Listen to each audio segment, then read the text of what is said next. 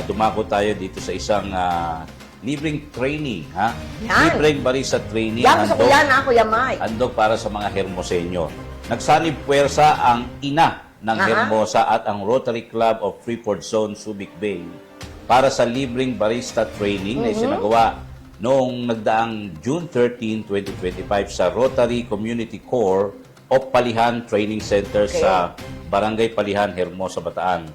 Ito'y layunin ng programa ay dito kay incoming Mayor, Mayor-elect Attorney Ann Adorable Hinton. Layunin ng programa na magbigay ng karagdagang kaalaman at oportunidad sa kabuhayan. Ito'y para sa mga Hermoseño. Tama. Dinaluhan ito siyempre ni Hermosa Mayor-elect Ann Hinton at mga opisyal ng Rotary Club na sina outgoing President Rosario Peralta, incoming President Marjorie Dizon, former President Jess Garcia Mina, Vice President Alpha Joy Empeño, Secretary Liana Vitug at Public Image Chairperson Paul Jang.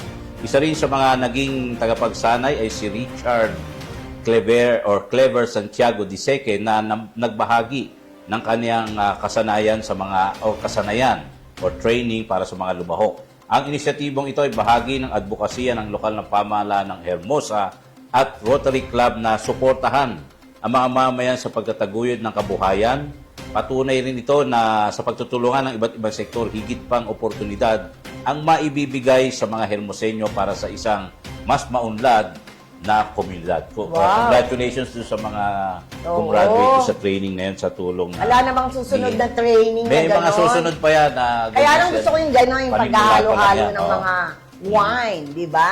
Dahil Siyempre, paborito ko ang margarita. Lalo na pag nakaupo na si Mayor Oo, si Hinton. incoming Mayor, Attorney Ann Hinton. Attorney Ann Yan. Hinton. Okay?